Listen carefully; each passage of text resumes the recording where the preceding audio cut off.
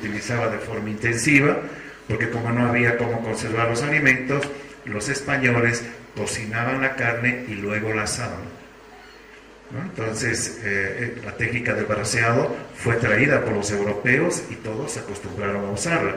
Hoy en día, el chicharrón se hace justamente con esta técnica, o sea, se sigue manteniendo esta técnica culinaria de aquella época. Las salsas se utilizan para cubrir totalmente las carnes, pero son los europeos los que traen las salsas. La sacta de pollo, por ejemplo, evidentemente tiene mucha salsa, cubre toda la carne, es un submarino que está ahí sumergido en la salsa, y son platos que tienen obviamente ese paradigma de aquel entonces.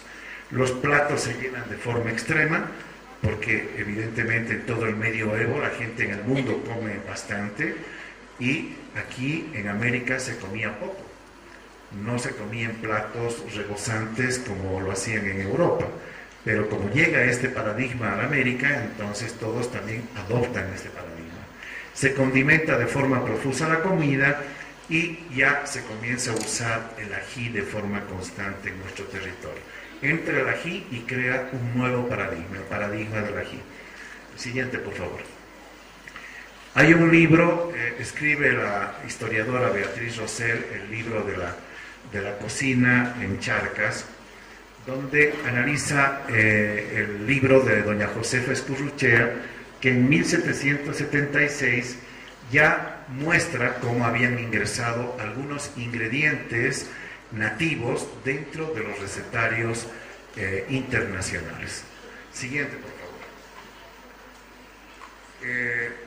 Aquí tenemos a Eugenia de Atayora, que es otra persona que escribe en 1820 otro libro de cocina. Esta es poco antes de la independencia de Bolivia, y vemos que este y el anterior libro tienen la influencia de un paradigma grande que se manejaba en el mundo, la cocina de Carême.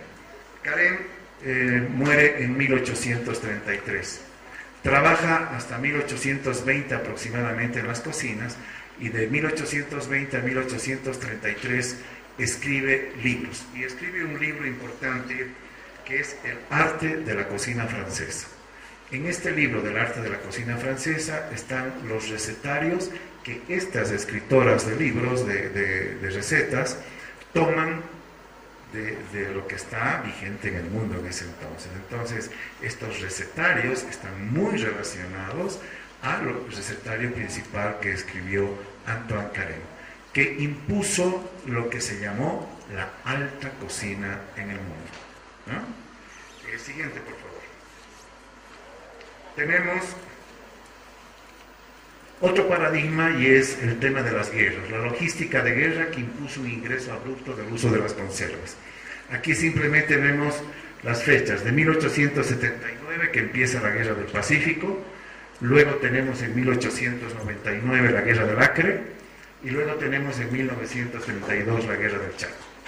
Imagínense, hemos tenido un periodo seguido de guerras, hemos movilizado tropas, hemos movilizado ejércitos, y hemos tenido que pensar en logística. No lo hemos hecho como cuando los españoles llegaban a la América y formaban pueblos y ponían colonos para que los abastezcan, sino que hemos tenido que transportar alimentos envasados, conservas, a estos escenarios de guerra. Y evidentemente el soldado ha tenido que aprender a preparar de forma rápida su comida. Y esto luego, ya en la vida civil, ha influido obviamente en la forma de cocinar en los hogares, porque se ha pensado ya en una nueva forma de construir recetas de forma mucho más rápida. En 1860 hay un libro de Manuel Camilo Crespo, que aparece después de la Guerra del Chaco, y es un libro que está influenciado ahora sí por un nuevo paradigma, el paradigma del gran cocinero Auguste Escoffier.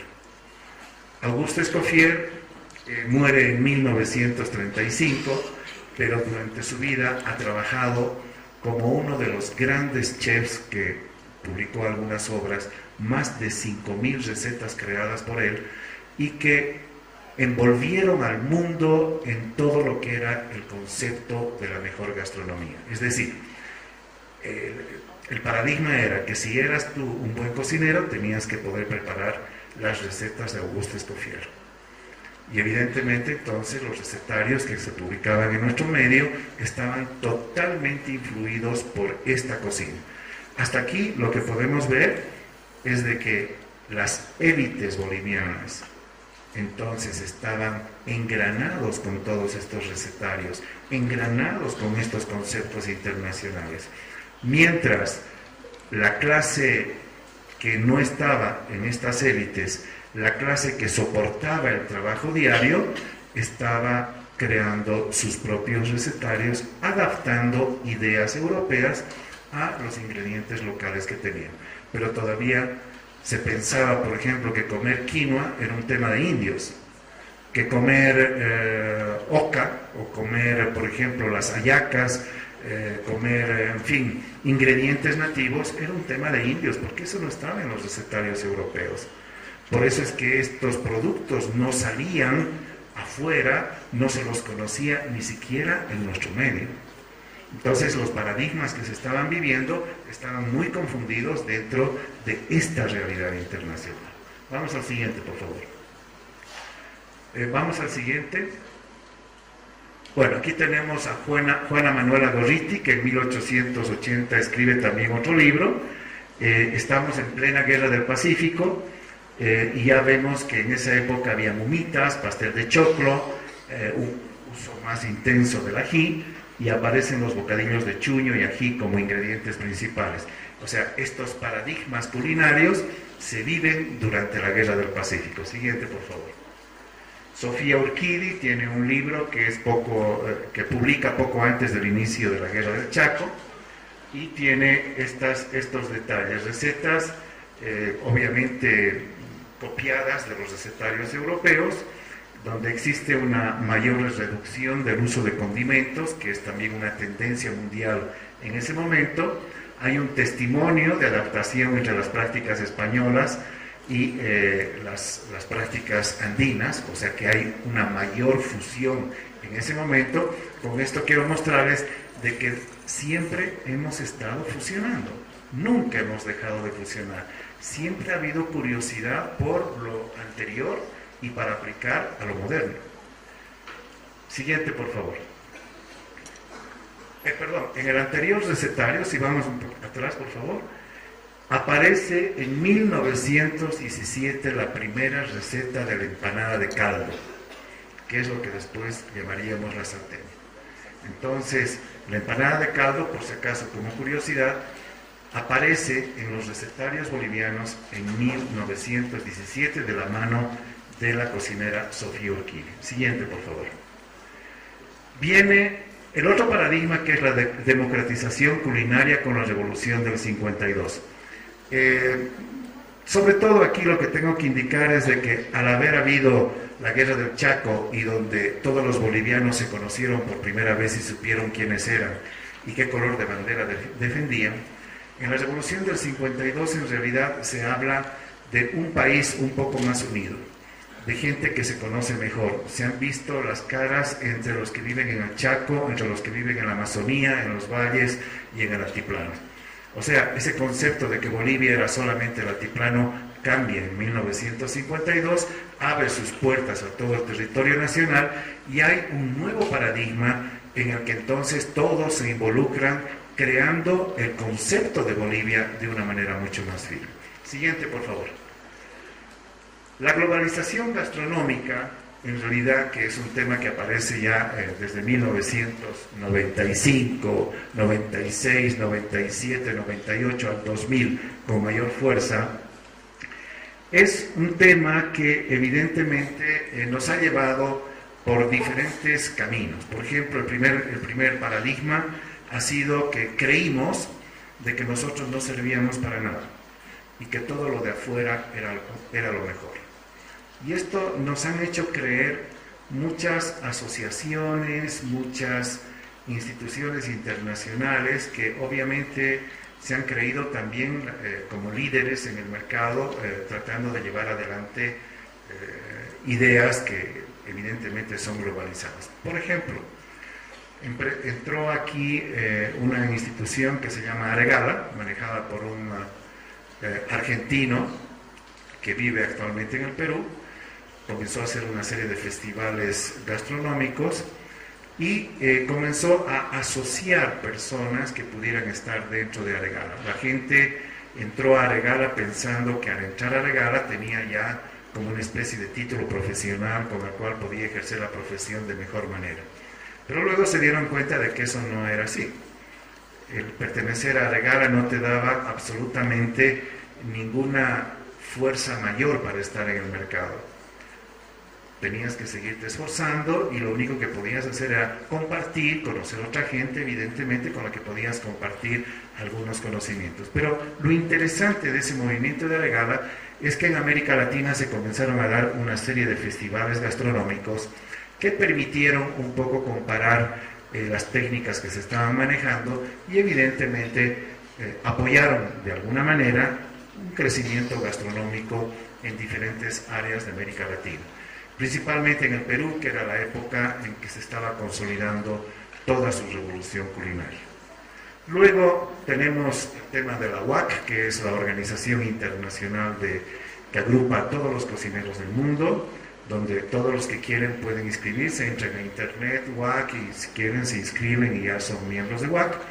Entonces, evidentemente, un movimiento que procura hacer entender a los cocineros del mundo lo importante que es la higiene, lo importante que es la calidad en el servicio, lo importante que es estar de acuerdo con las normas y las tendencias del mercado, ¿no? Entonces, no hay otra cosa, es una organización cara, donde evidentemente pertenecer a esta organización, un poco como que quería darte el brillo, la lija de que, bueno, eres un cocinero UAC, eres un cocinero, por tanto, que ha entendido las tendencias de la cocina mundial. Pero en realidad, ese paradigma también está cambiando. Ya no es tan importante ser de UAC. También creamos una asociación en Bolivia, la Asociación de Chefs de Bolivia, que todavía existe, un paradigma que creímos que a través de eso íbamos a fomentar un entendimiento entre los cocineros bolivianos y afiliarnos a esta gran organización mundial. Entonces, afiliarnos porque creíamos que el paradigma de ese momento era estar dentro de estas organizaciones mundiales. Hoy en día ese paradigma ha cambiado y se ha demostrado en los hechos de que, bueno, después de la ACB hay 35 asociaciones en el país y cada día aparece una nueva, se reúne un grupo de amigos y hacen una nueva asociación. ¿Hacia dónde nos llevan estas asociaciones? Bueno, estamos construyendo un nuevo paradigma y ya veremos hacia dónde vamos. Tenemos el Foro Panamericano, que es otra asociación latinoamericana, que igual aparece como queriendo dar la luz para que el continente americano enrumbe a todos sus cocineros, pero se van convirtiendo en estancos, en trincheras, en paradigmas cerrados que no avanzan y que no permiten el desarrollo de los cocineros. Este es el descubrimiento de los últimos años. Todas estas asociaciones van complicando el desarrollo de la culinaria internacional, latinoamericana, boliviana en particular, o colombiana o ecuatoriana, porque evidentemente estos paradigmas que ellos han manejado hace muchos años atrás no han cambiado, no han evolucionado y las realidades sí han cambiado. Hoy nos movemos a una velocidad donde podemos decir que nacen nuevos paradigmas cada día, mientras que hace 20 años atrás los paradigmas duraban por lo menos 20, 25 años, 30 años. Hoy en día dura un día. Todo cambia con una velocidad muy rápida. Bueno, a la cooperación extranjera, evidentemente, hay un ONGismo gastronómico, hay prácticamente una invasión de ideas del extranjero que quieren imponer en nuestro medio una serie de ideas globalizadas, por supuesto, donde ellos creen que es lo mejor y nosotros obviamente tenemos que resistir un poco eso, porque para conservar nuestro patrimonio cultural evidentemente no tenemos otra alternativa que resistir, porque todas estas ONGs, esta cooperación extranjera no entendió lo que era el respeto hacia nuestra cultura. Como dijo el expositor esta mañana, la cultura de un país la construyen pues sus ciudadanos, la gente que vive acá. No puedes importar una cultura de afuera. Y ahí nacen entonces nuevos paradigmas, porque hay una reflexión